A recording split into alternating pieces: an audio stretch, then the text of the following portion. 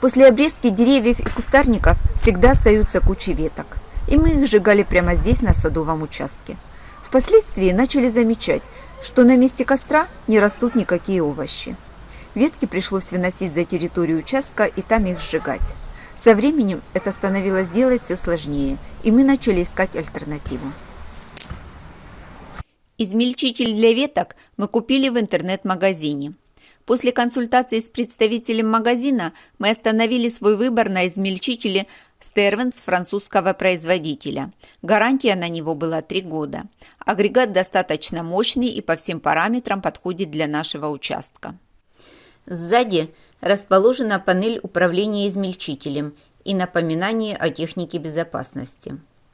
Производитель для транспортировки агрегата предусмотрел довольно широкие колеса.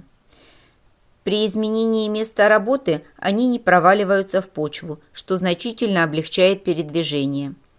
На боках есть крючки для сумки, в которую можно собирать опилки. Электрический измельчитель для веток, высокооборотистый, очень удобный, легко передвигается. В любую точку огорода. Хорошо бьет сухие ветки до 3 сантиметров в диаметре. Присутствуют 2 кнопки спуска и стопа в чехле. Этот открывается этим винтом крышка верхняя, где стоит диск на 2 ножа. Вот он.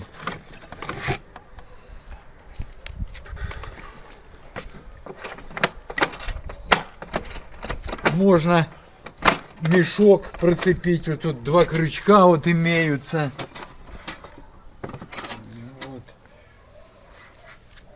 Это перешнурок электрический с вилкой, короткий, приходится пользоваться длинной переноской. Тут резиночка, ограничение, чтобы назад не выбрасывала. Это толкатель. Сюда загружаются ветки, а тут выходит стружка, которую можно использовать на мульчу, на удобрения, в компостную кучу. Хороший агрегат, но в этом году у нас столько веток не выросло, чтобы не молоть. Засуха.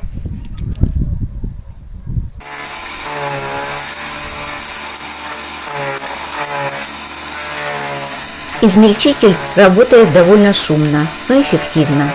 Дробит он очень хорошо сухие ветки покрупнее, а вот тонкие сырые ветки перерабатывает неважно, и они забивают механизм измельчителя. Приходится периодически открывать и чистить ножи. Но в этом есть и плюсы. Щепа получается разного размера, ложится не очень плотно и растения могут дышать. Да и перегнивает такая мульча постепенно, хватает ее на весь сезон. Мешком для сбора щепы мы практически не пользуемся.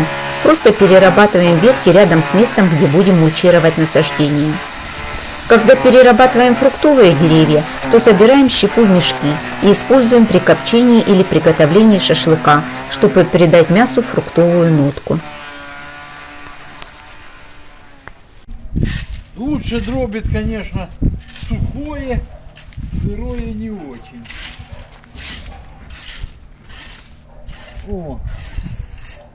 Добавим листиков и перезимуем.